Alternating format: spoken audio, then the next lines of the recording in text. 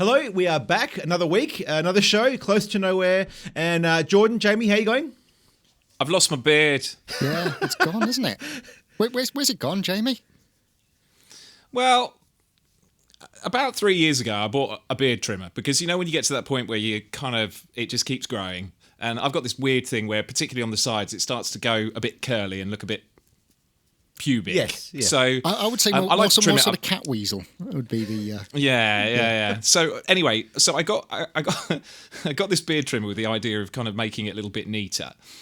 The problem with this particular beard trimmer that I've got is every so often when I use it, the lock kind of doesn't work. And I have this terrible habit of when my beard gets to a certain length, I like sort of just going vroom, straight across, just to kind of, you know, it's good. It's like sort of putting lines down a lawn, you know. And I went to do that. And of course the guard came off, and I went, and I'm like, I can't recover from that. You know, it's like when people go, do you know what? I'm going to go for a number 2 all over, but they're not particularly brave at first. But then they go, oh no, actually I'll do it, and they start in the middle, and then that's it. You're committed. And when the guard comes off, you know, that's it. Yeah. You're absolutely done for. So yeah, so that's what's happened to my face. It's weird. I'm not used to having a naked face these days. I feel 13 again. It's been a while. It has been a while. Speaking about the, saying about the straight down the middle of the hair, and he's like, going back now and that sort of stuff. There was a kid because I don't know what it was like in Australia, Pete, but back in the 90s, they never allowed kids in school to have hair. I think it was less than a grade 3 all over because apparently you looked like a thug, but. You know, right. I just always think that you're going to look like a thug if you have long hair or short hair. It doesn't matter. You're just going to have that face, and you will look like a thug, and you're going to be that person that you cross to the other side of the street from. But anyway, so there's this one kid who's having his grade 3 all over, and exactly the same thing happened to him. The grading thing that came off, and he had a strip right up the back of his head. But instead, but the thing was, instead of just going, right. This has gone wrong here now, so we're just going to have to do everything to match. They just left the stripping. So there was this strip up the back of his head. And then, of course, he went to school, and immediately he got pulled up in front of the head of year going, why have you got a stupid strip up the back of your head? Well, they think, why didn't you cut it all off? Well, because you said not to. No, I'm sorry, you're still going to have, I don't know, he got suspended for 3 days or something. So he's like, he was damned if he did, and he damned if he didn't. So it's like, what was the point Did you have that? I was going to say, did you have that thing in the 90s as well? I'm sorry, because we've already kind of hit the nostalgia, like sort of bang on the first 2 minutes of this show, so I do apologise. Wow. Yeah, it's a record. Did you also have that thing, like, when I was at school, you could, if you were growing your hair out, you could have long hair, but it couldn't touch your collar. So you had all of these like young lads who had sort of haircuts that made them look like middle-aged women. Because as much as as much as they wanted to be cool, having their hair sort of like longer, it wasn't allowed to touch your collar. So they had these kind of weird it wasn't great. Well, we had a rule where you weren't allowed. For some reason, they decided that train tracks were not for school, but guys would grow their hair long, get it undercut, and then train track the undercut. So they have 2 hairstyles going on. Genius. Yeah, right, genius. That's stealth hairdressing. It totally is. Yeah, hairdressing by stealth. Yeah. It's like why doesn't it come back? I wonder. I don't know. It's just strange. I had a friend of mine who always had quite sort of long hair, and he didn't seem like the sort of person to have because he was like really into bands like NoFX and Offspring, and back when. Yeah. Oh, by the way, have you seen Offspring these days? No. You must go and Are they old, fat, and middle-aged? Is this going to be one of those clickbait things? Clickbait? No, not at all, not at all. It's like you get certain bands, and I think Green Day kind of fall into that category where they kind of sort of grown old, but they've kind of kept the whole guy liner thing going on, and they've had like a cool haircut, and they kind of try to keep the cool thing. And I think at some point, unless you're kind of Keith Richards, you've got to just assume that, well, you're just gonna get a bit older, and that's fine, and it's cool. But then if you try to keep on, keeping the look that you had in say 1992, gets a bit, But anyway, Offspring literally look like a band of your dads. Right. and all of them they look like it's just like your dad's, and you go, hang on, isn't that and him? And then you go start comparing them to what they were like in, you know, like 1999. You go, oh yeah, no, you've blatantly been on the cheeseburger since then, but it's cool. They just, well, they would have been in their late 20s, early 30s back then, wouldn't they? Yeah. I think they were about. Do you know? I can't even remember the lead singer. What's his name? It's completely gone out of my head. Oh God, I wouldn't know. Because he was the same age as me, I think, in about 1999, so 36, right? So, but now he's literally has just turned into someone's dad. Just happens to have this kind of awesome back catalogue that, you know. Do you find though? Because I mean, the thing is that I have the same thing as well. But do you find like sometimes, you know, when you do get that clickbait stuff where it goes, you'll never guess what so and so looks like now, and then I even look at myself in the mirror and go, yeah, you don't look the same as you did 20 years ago. You know what I mean? Why is it going to be some kind of big fucking surprise? Yeah. You know what I mean? It's just like I had the same thing with I saw House of Pain.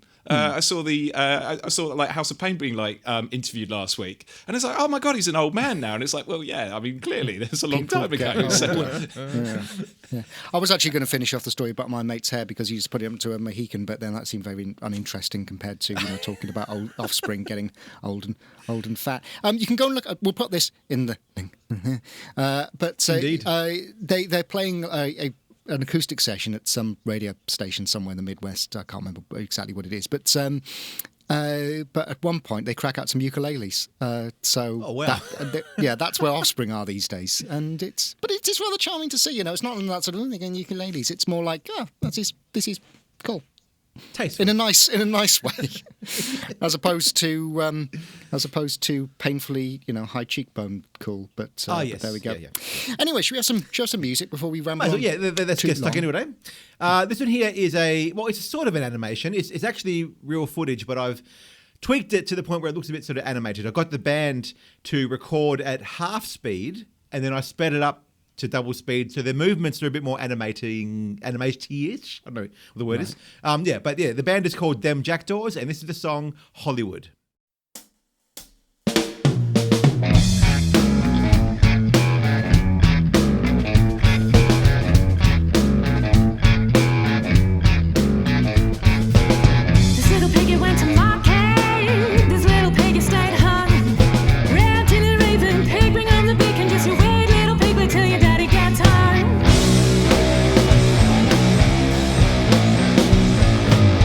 Running around the garden like a little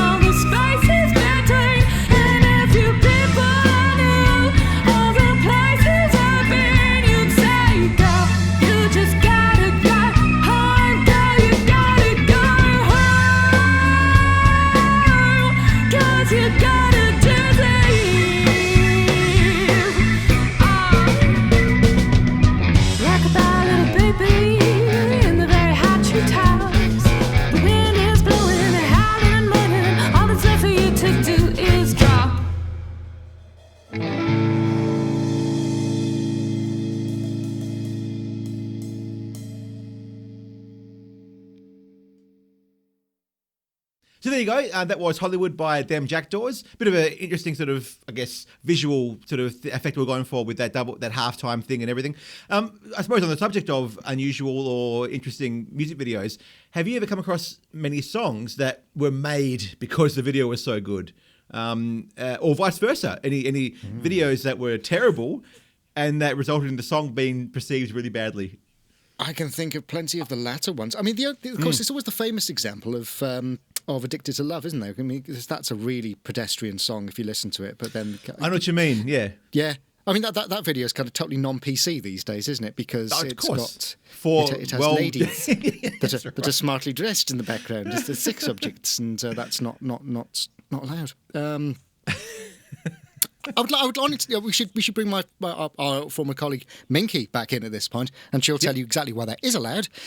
But that's a conversation outside our pay grade. Well, it is allowed to be addicted to love. That's what I got from that conversation. You're allowed to be addicted to love. Yes. Yeah. Or as my mate used to put it, who then turned into a massive drug dealer actually in his later years, addicted to drugs. Should have spotted the irony when I was 10. Didn't. Never mind. Yeah, I'm sure you've got some comments to this one, Jay. Yeah, I was going to say, sorry, I'm talking over you. But it's I do like quirky videos. I think probably one of my favourite ones is I don't know if you remember a band in the early 90s, the Far Side, a hip hop group who did a video for their song Drop. Which was, I think, directed by Spike Jonze, and obviously Spike Jonze has done loads of really interesting videos over the years. But with that particular video, it's all filmed backwards and then played forwards. So similar to the Coldplay video. Yeah. So that same idea. Yeah, exactly. And that was a really, really fascinating video. Obviously, another one where actually the song, to be fair as well, I think stands the test of time. And the video itself was, I think, produced and directed by Aardman Animations, who obviously went on to do, loads and loads of big things, including Wallace and Gromit. Was Sledgehammer by Peter Gabriel. Yes. I mean, that's got to be. Yeah, I was just thinking. That's got to be one of those kind of mixed media. He's had one of those mixed media like kind Big of videos, Love and which is so cool. Crazy. Like the stop motion stuff's pretty damn cool. Yeah.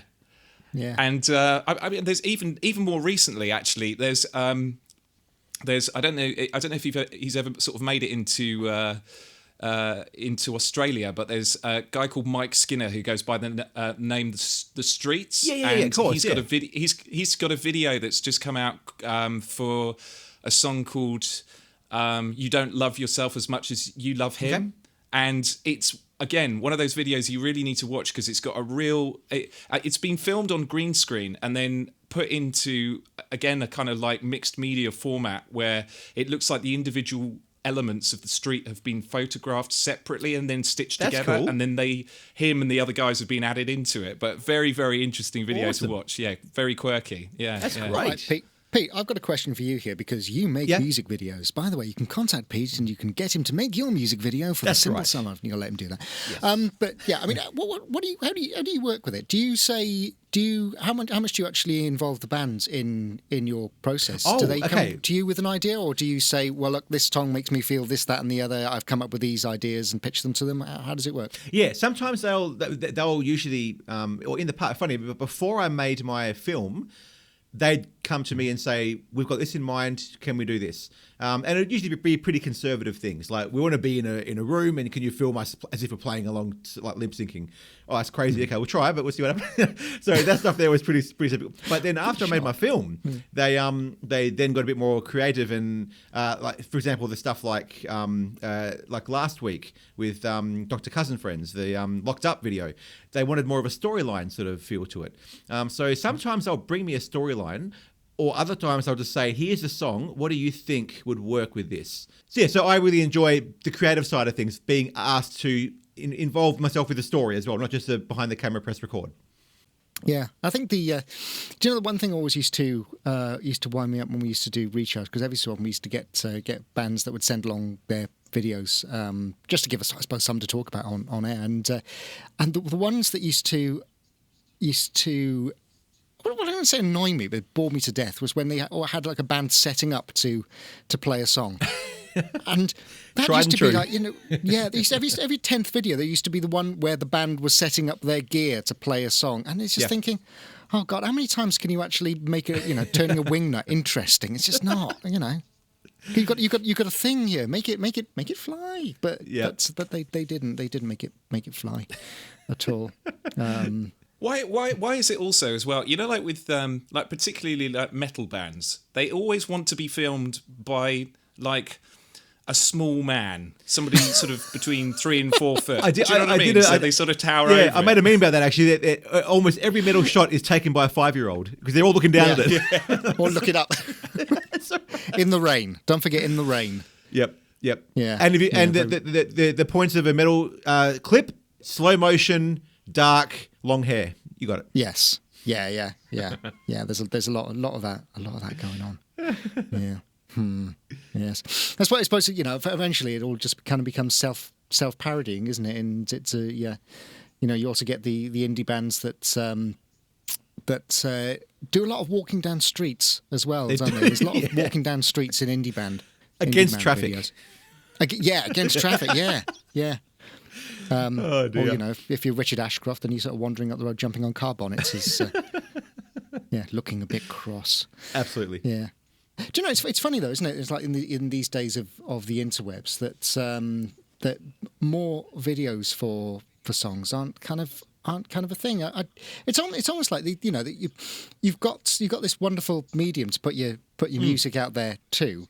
Just the videos that go along with an awful lot of them are very much of the band setting up variety. It's like there's nothing kind of going on there when it could be when everybody's got like an iPhone that they could do something really quite interesting in. It's like what Madness has done recently during all the lockdown stuff, and they did a video where they've had people send in clips because they re-released Our House. Oh, and everybody sent in a little clip of like their house, and they've used it in the video, which very cool. Yeah, I think it's only come out in the last couple of days. I think it's not been out very long. Yeah, we'll put a link to it. There you go. Perfect. Do you know, there was a girl in my year at school, and her dad was in a Madness video. True story. Oh, yeah, nice. He really was. Extra. He was in, and it's funny. I probably couldn't tell you which song it is. I mean, if you're really interested, I'm sure if you like trawl YouTube, you'd be able to find it. But he was a guy called Dougie, who was a potter, who was really into Japanese archery, right? And he was just specific. Shooting arrows. Yeah. That's what he was doing. Shooting arrows in a Madness video. Again, can you imagine coming up with that concept? Right, okay, Madness. You're a bit of a quirky bunch. Let's just put a very white man with a long beard wearing a dress shooting arrows at a target. Yeah. That'll work. That's fine. Yeah. Well, it can't be any worse than a Kate Bush video, though, can it? Well, this is. But mind you saying that, I'll tell you one thing though, and actually, this is something you're sort of talking about treatments with videos, and having that opportunity to be able to then come up with concepts of stuff. The one thing that completely I do not understand these days, I really don't, and I've increasingly discovered that I've become far more like my granddad, who used to just shout at the telly, is advertisers. I just don't get it.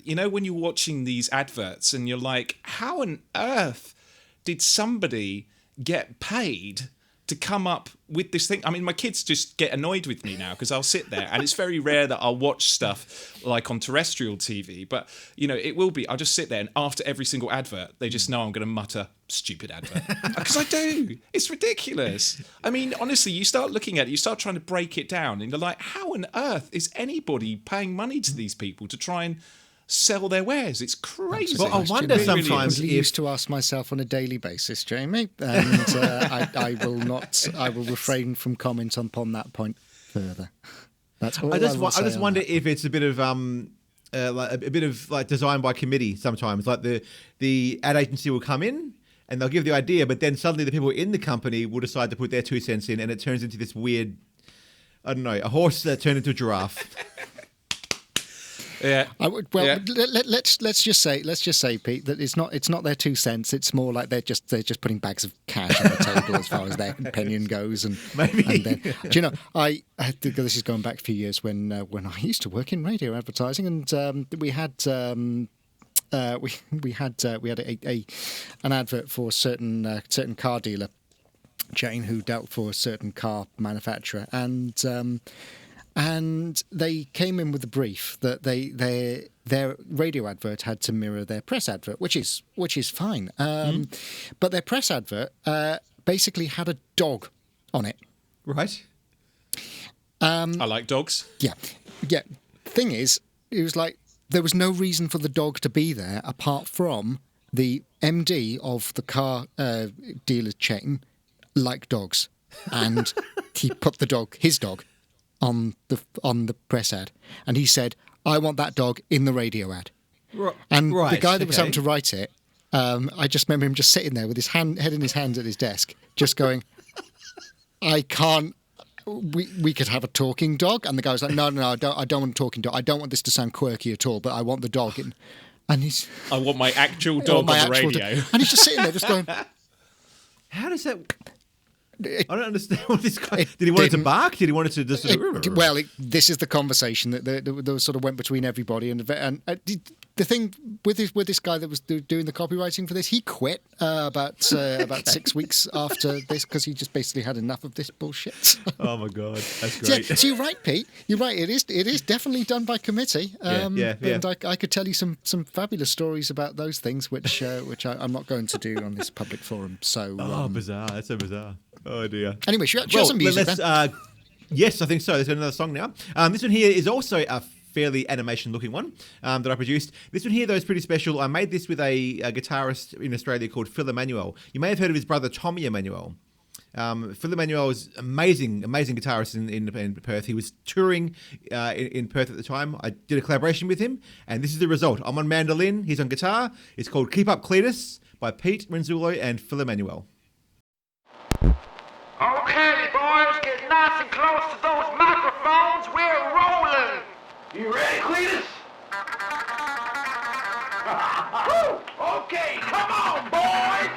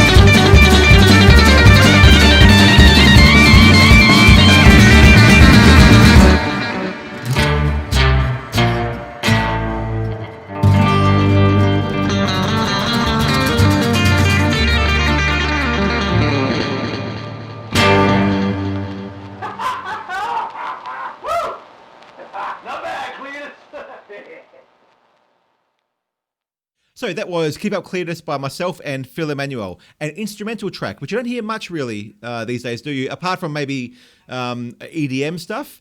In popular music, like you don't really get many The Shadows anymore, do you? There's not many instrumental bands outside of EDM that can really make it successfully, can they? No. I think there was a reason though for that in the UK, wasn't there? That they made a conscious decision not to include instrumental bands in the singles charts. I'm right in saying that, aren't I, Jen? I think you are right. Mind you, saying that it very much depends, as you say, what sort of environment or what kind of music you're listening to. I mean, an artist that I went and saw, and probably one of the most phenomenal live shows I've seen in the last 15 years, is an artist called Eamon Tobin. Okay. And he has done a variety of different albums, but he tends to use a lot of Foley sound, which he then manipulates. Cool. Yeah. So, and also he's also been involved in, I guess, a variety of different things, from sort of music soundtracks to game design. Nice. There was a particular, I think it was one of the Tom Clancy games. I don't play video game. Well, I played video games in about 1985, and I'd never really progressed far beyond Chucky Egg or Horace Goes Skiing. They've moved on a little the bit ZX Spectrum. Yeah. But he's done that. I mean, I think the interesting thing, as you say, and perhaps it's more on the kind of dance music and stuff thing. But I mean, if you think about artists who have moved from doing singles or albums who've then moved into doing soundtracks. I mean, there's been some really fascinating stuff with Atticus Ross and Trent Reznor. Oh yes, they did the soundtrack for Watchmen. Yep. Obviously Trent Reznor, known for Nine Inch Nails, and it was a huge artist with that. Stuff like the Chemical Brothers. They've done a variety of different film soundtracks as well. Daft Punk. Yep. They did the soundtrack for Tron Legacy. Not the greatest Tron. It's quite nice to watch, but it's not the greatest film. But I guess that there is those elements that kind of fall outside of the charts. But yeah, if you're talking about chart music and instrumentals, perhaps more so of a kind of guitar-based band, I can't think. I'm sure people are going to go, what about this band? What about that band? But just off the top of my head, I can't really think of. It's almost like it sort of drifted into that. So, like you said, it's gone into niche things, hasn't it? Because I like you said, I can think of a lot of remix type things. I'm not necessarily talking about EDM things. I'm talking about. I think I mentioned this last time. People using samples of various different songs, and That's but right. it's like it's who decides that those. What actually goes into the charts, really, isn't it? Because it's not so much based on sales. It's sort of acceptable sales within certain areas, isn't it? So it's I don't know. I mean, music has become so diverse and so spread out. I don't know if I mentioned this last time that. Do you remember the Lovely Eggs that we played on? Did I mention this last time? If I did, shut me up. But it might have been one of the episodes we didn't go to air. Oh, right, yeah. That's right. One of the many. One of the trial runs, which we've been, because for one or the other reason. But anyway, the band that we used to play a lot on Recharged Radio, former listeners of Recharged Radio will remember the Lovely Eggs because they had a song called Have You Ever Heard a Digital Accordion, which went on for about a whole bunch of slightly bizarre, about 12 or so bizarre verses, but Right. they've had a bit of success recently here with their latest album because it's got some play on Six Music, and they've managed to kind of get into the charts world. But I mean, it's great. It's absolutely wonderful for them. I'm not taking anything away from what they've done, because they've been working on this for, I think, about 12 or so years now. So, Right. New music, it really ain't. No. But I think the fact that they, with a very limited and niche fan base, have managed to get into the official album chart says more about the album chart than it necessarily says about their music and its worthiness. Right. So yeah, I think when a band like that can enter an official top 40 and get to, correct me if I've got a feeling they were actually number one for a certain amount of time. It just says just how spread out and how diverse and disparate the whole music scene kind of is at the moment. So I suppose linking that back to music that is fundamentally instrumental, then it could be just as popular as it ever was. It's just it goes into so many niches that they just haven't permeated the mainstream because the mainstream doesn't allow it in, because it's not what the mainstream is kind of wanting to see. Sure. Am I making any sense here, or am I just waffling? I don't know. No. I bring it up because on the weekend I went to see. I was filming a live show, and one of the bands were completely instrumental, but they weren't like they were like guitar, bass, and drums. That was it. But it was amazing to watch because they were so tight, amazing time signatures. It was just very cool. You never see it though. Yeah, not so much these days. No. And I think that's the thing is that.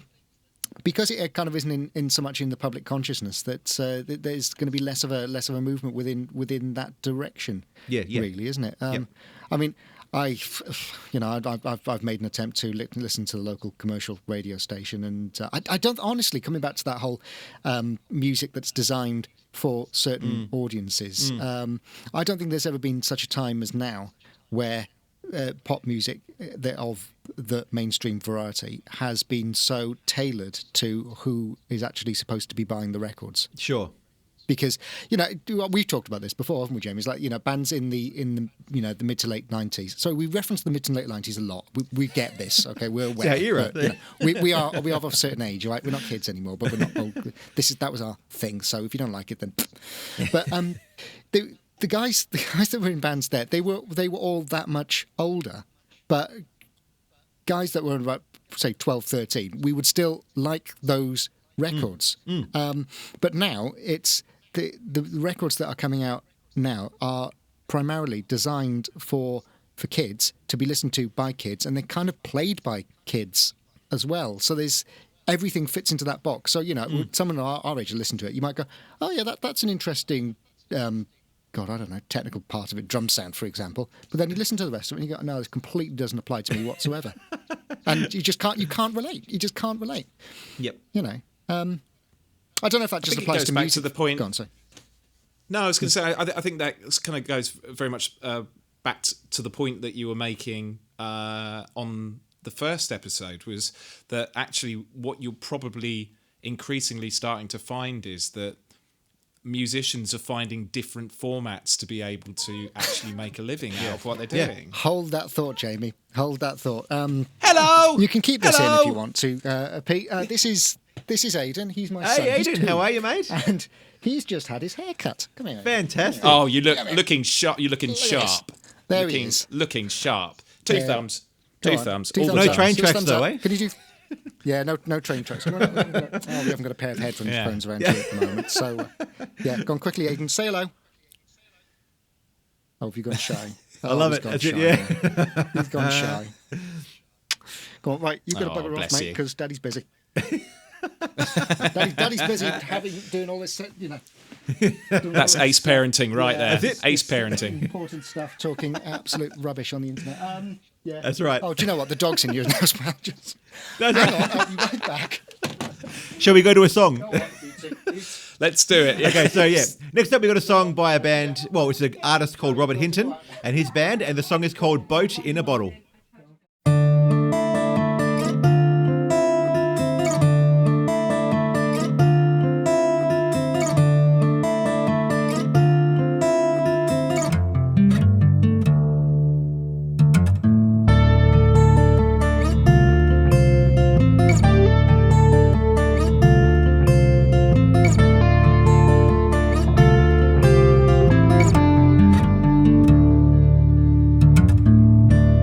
Made my way out onto the water, just far enough to feel unnerved. I make a ripple with my hands, a real realization that the sea has the power to swallow me, or safely return me to the land. But I know I mustn't shoulder fear. Push it down until it disappears. When the skies get stormy and the seas get rough, it will take some skill to navigate this.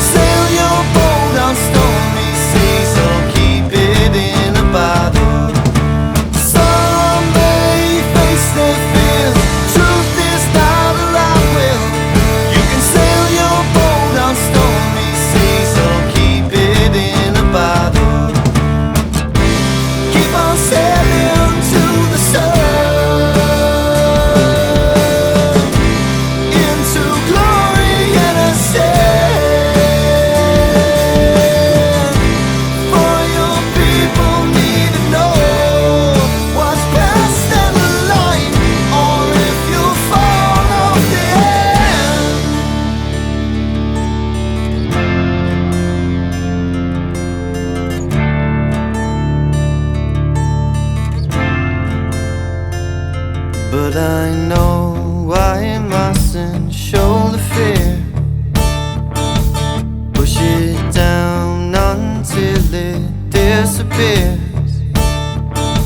When the skies get stormy and the seas get rough, it will take some skill to navigate this. But I know I mustn't shoulder fear. Push it down until it disappears.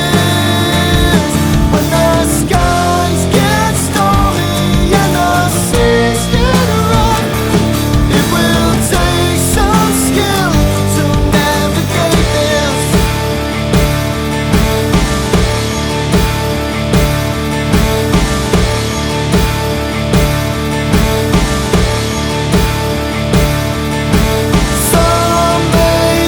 this.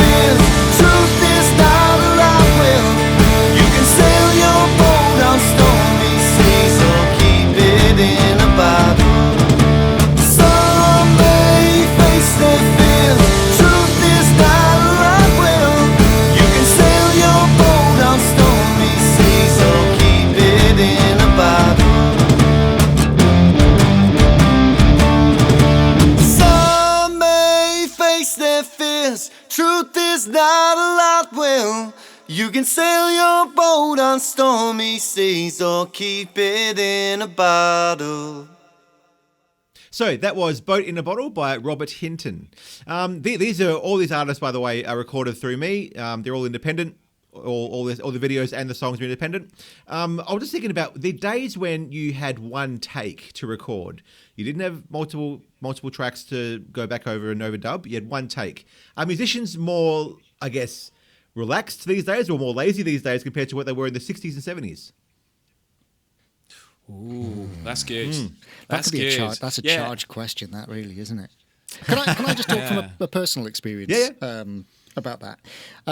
When we did the first Tuesday Club album, we did everything pretty much in that fashion. We all piled into a room and we recorded everything as much as we could do in one take, and there were very few overdubs, which was fine if you had kind of the energy to put into the song. And the band was still quite new, and it was all still quite exciting, and that was fine.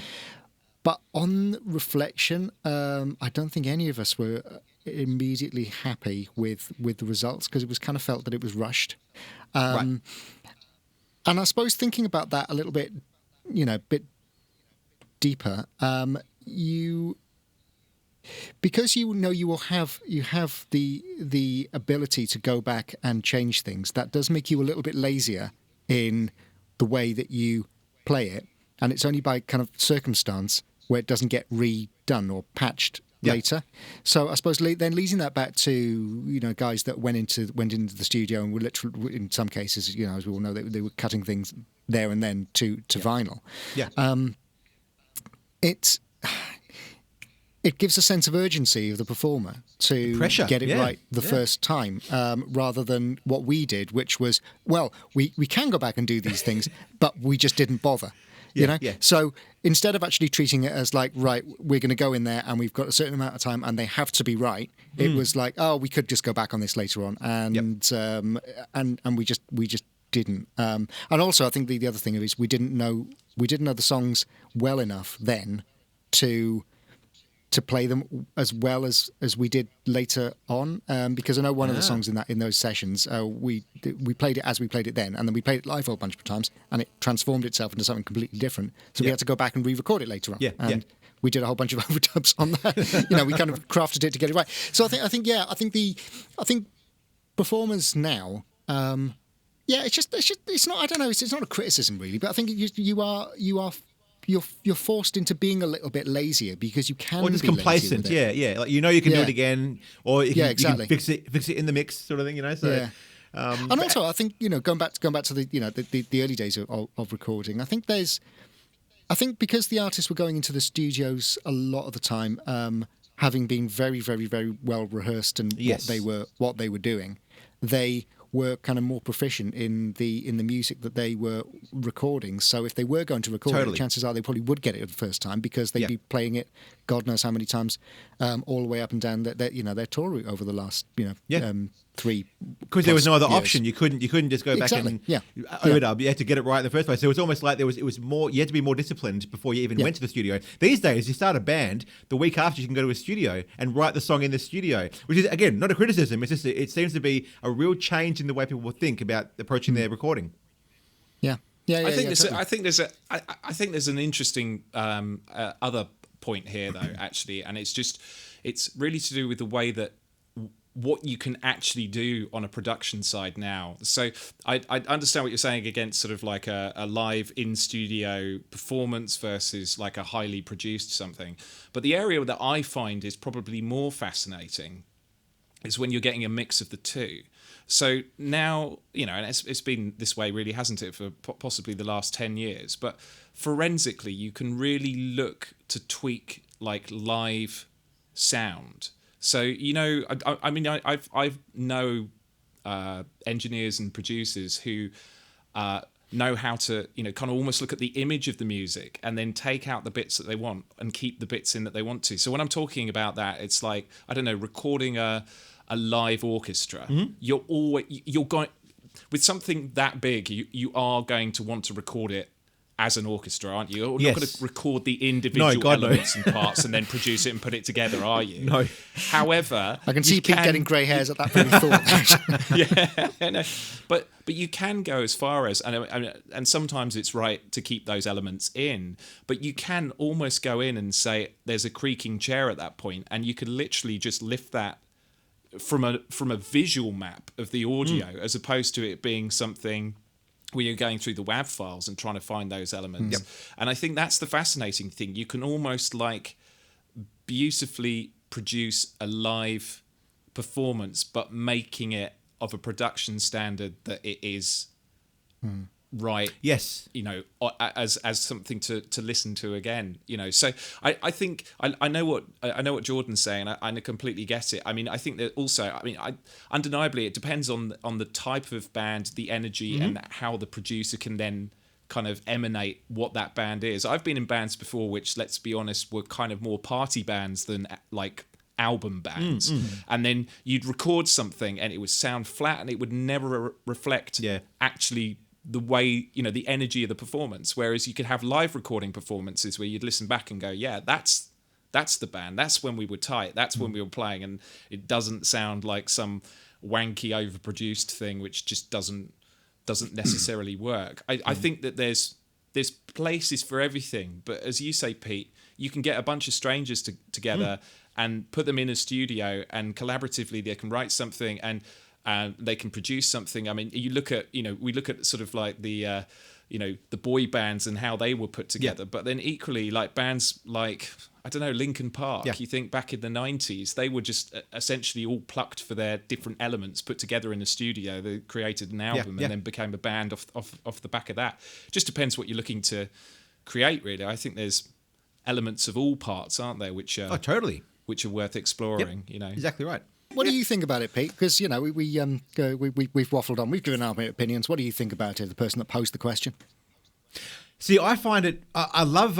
Like for example, I listen back to the obviously things like the Beatles and Pink Floyd and stuff like that. What really impresses me are the vocals, the vocals in those recordings, the harmonies, and just the way they produce it, because knowing that they've recorded that without any overdubs, it's just all straight in the mic and that's it. You got to get it right. The pitch is right. There's no multi-band pitch correction and that sort of stuff.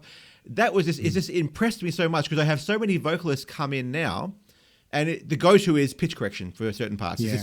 That's one of the tools, I think that's kind of been the death of so many things, and you can tell as well. I mean, even if it's just like the subtlest thing, because there's that, because the human ear and the brain is very, very perceptive about what sounds real and what sounds the uncanny valley for the audio. Uncanny, totally. Yeah.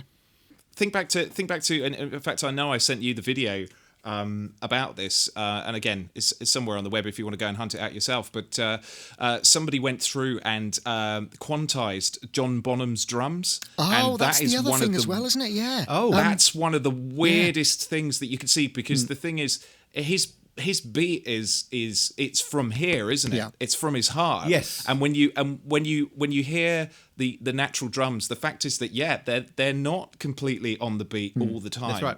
But he then brings it back in. But when you quantize the drums and you hear it like that, it just makes everything doesn't have sound a soul, flat, doesn't it? Yeah, and it just gets rid of, like you said, it gets rid of the soul of it. And having watched that video, because the guy does quite a few videos like that, doesn't he? When he sort of fixes it's Rick Beato. Yeah, he Rick fixes Beato. classic records, doesn't he? So they are correct.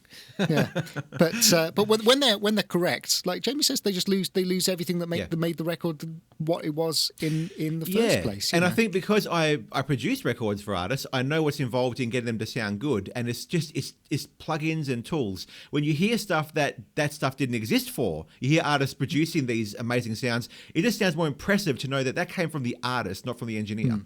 Yeah, totally.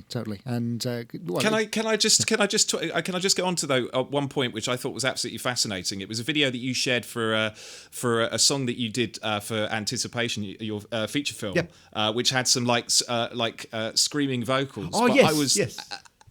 Yeah, explain what you did there. I mean, obviously the video is available on your channel, and I would definitely recommend people to watch it. I'll link it below. Very, very fascinating. What I did, because one of the scenes required like a really aggressive sort of screamo sort of vocal, and I can't screamo, but I found a way of whispering very angrily, and then I add distortion and compression, and when you mix it with the instruments, it sounds like I'm screaming, because there's overtones to your voice when you force air out of your out of your vocal cords, and it came across really well. So that's probably not the right way to scream in a screamo band, but for me it worked, and I was able to sound like a screamo artist without being one at all. I was whispering, literally whispering. So there you go, another example of the tools. I don't think you could do that 40 years ago. Well, yeah, I mean, but that sort of falls into production tricks, doesn't it? Rather than overt manipulation of something that's not good. Yep. And it's just getting something that's, well, I don't think there is any difference to that than just sort of just turning up a guitar part at some point, but rather than taking something that's inherently bad and editing it till it is good and fits in with the with totally. what you want to create. So anyway, just quickly before we go, I just want to say that for Star Trek fans, the Trekkies out there. All right. Okay. Hang on.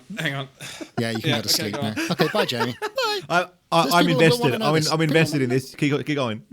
Cool. Right. Okay. Smashing. They've released the latest in what they. They released the latest in the current thing that they're calling Star Trek. And I mean, I think this is more a general point about how things kind of fit in with pop culture worlds. Because what they've done is they've got the guys that did Rick and Morty. So not the writers, Dan Harmon, and who's the other guy? Name's gone.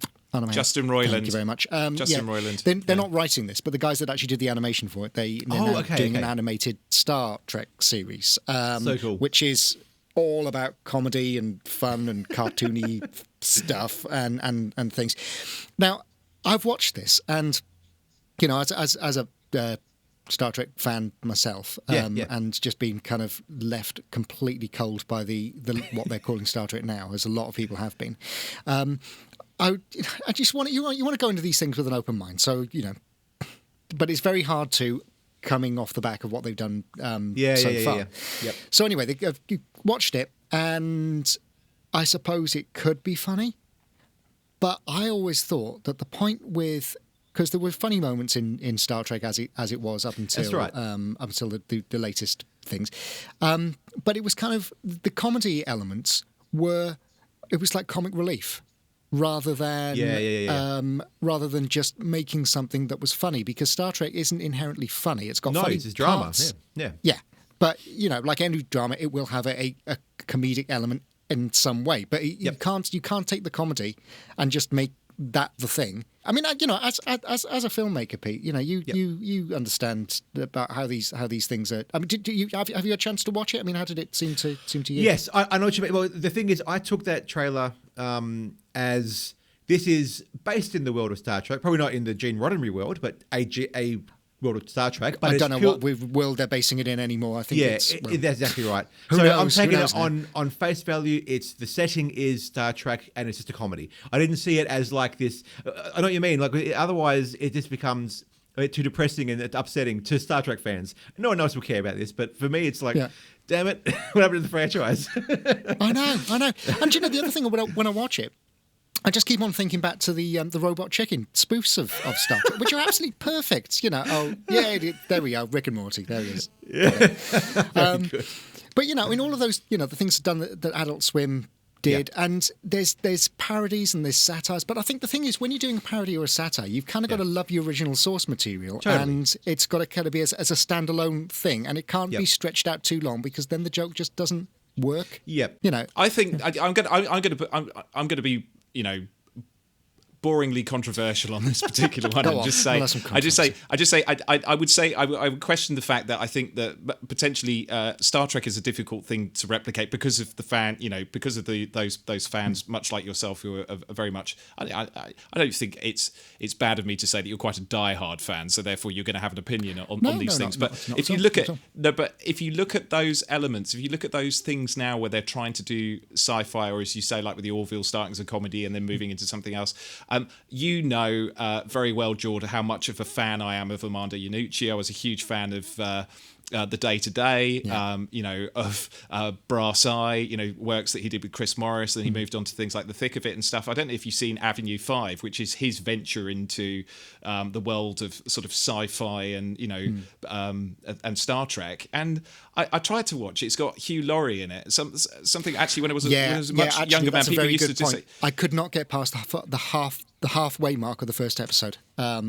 No, and you've got he did Veep. He's won Emmys with that and stuff like this, and it just moving into this environment of doing something in those realms of sci-fi. I mean, I could get really, really boring with you and say and talk about like I'm a Star Wars fan. I'm not a Star Trek fan. Sure. So like when The Mandalorian came out, not just the way that they've harnessed new technology by doing these sort of 3D sort of film screening stuff that they're doing, but that in itself absolutely fantastic, but they understood the concept of what they were trying to create, which was like a Western in space, and that sort of thing. I think the danger is, I mean, if you look at Star Trek, and God, we could get really boring and nerdy about its place in 60s culture and towards like racial equality and all the things that were going on in America at the time, and the things that it did to really be groundbreaking into the 90s with the Next Generation, and how that really kind of exploded into a huge new thing, and how it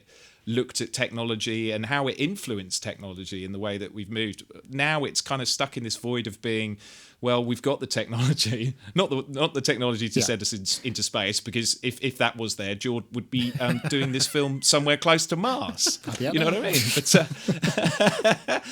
But you know, you look at those realms and those elements, and I think, you know, okay, I understand that they're trying to maybe pull in different audiences and they're trying to appeal to a younger audience and stuff, but it's difficult. It is, and I think it's especially hard when you've kind of got this established world that they desperately want to only take the bits that kind of fit in, because, you know, there's good episodes and there's bad episodes, and, you know, I don't think anybody would be denying that, but they take the episodes, they take the elements that they feel are marketable, and then they try to stitch their own politics and everything around that. And you know, many people have said here on Interwebs, it's the writers and the people who actually write, they don't really understand what they're doing. They're just trying to make it cool and relevant. And I think the minute, you know, you're dragging this back to music for a second. I remember seeing an interview with Mr. E off of Eels, and somebody said to him about one of his albums. I think it was. Who is it? Shootin' Annie? Oh God, I can't. Oh God, my mind's gone today. It was the one he did after Daisies of the Galaxy. Well, I'm an Eels fan. I should know this. Anyway, the interviewer said about him being edgy, and he said, "Well, what does that even mean? Is that if I'm going to set out to be edgy, that just makes me instantly crap, because nobody can set out to be a thing. Exactly. People will think of you as a thing." But you can't go, right, today I'm going to be this, because ultimately you're going to fail at it, because it's only going to be your interpretation of that, which might not necessarily translate to a lot of other people. And I think they've done exactly this with the Star Trek property, and to a certain extent with the majority of the Star Wars universes, and by what I've heard as well. I'm not really a comic fan, but with all of the, you know, the Marvel and the DC stuff as well, they've tried to put a lot of present day politics into it as according to certain people, which does not translate well at all, because also the stories just ain't good, because they're just not being written by good people. Yes. You know, and because the good people, they're not interested in working on stuff where there's a framework to work within. They're off writing for other series like Rick and Morty, for example, because that framework is still being built, and they're off writing for things like The Expanse. And there's so many other avenues out there to go down where they aren't constrained by fans like us wanting the Starship Enterprise to look a certain way, or keeping things within a canon, because it's, as great as that is, it is still quite constrained. So, you know, I don't know, maybe it's time to say thank you very much, it was wonderful, let's draw a line under it now and let's go and do something else, because there's just too much baggage going along with this, you know. That's right. It's like The Simpsons should have ended 20 years ago. Same sort of... Oh, yeah. Completely. Agreed. Completely. Yeah. I mean, that's just... And here's another one. I mean, has anybody seen Disenfranchisement? I can't remember again what it's called, because my brain's gone today, so, you know, whatever. Have you seen the medieval Simpsons? Yeah. Oh, yes. And Disenchantment. Disenchantment. Thank you. Yeah. God, Pete, you'll have to do so much editing, yeah. That's right. I got through 3 episodes and it was like, I don't know, this feels... It's the Simpsons dressed up in medieval... I don't know. But modern Simpsons dressed up in medieval weirdness. I don't know. Yeah. You know, and I just kind of wish that Matt Groening would have got out, the Life in Hell series and Binky off of that. I think that might have been a little bit more entertaining, especially with... he could have done something involving the lockdown with that, and that would have gone out Life in Hell. Absolutely. Binky, lockdown. Does anybody actually remember Life in Hell series, or am I just, one of the few people? Yeah, of course. The bunny with one ear. Yeah, that was the bunny with one ear. Yeah, there was the one and the tooth, and then you had the tooth. Anyway, right. I think we're done here. I think we're at the time where we're going to start boring people. So should we? No, that's a good call. Should we wrap up? We should wrap it up. So as usual, all the stuff we've talked about, all the videos we've referenced, we'll link them in the descriptions below, as well as the official videos we've shown. They'll be in the link below, so you can go check them out yourself. Jamie, Jordan, always a pleasure. Thank you very much for joining us as usual. And we shall leave you with Leah Emily Grant and her song Obsidian.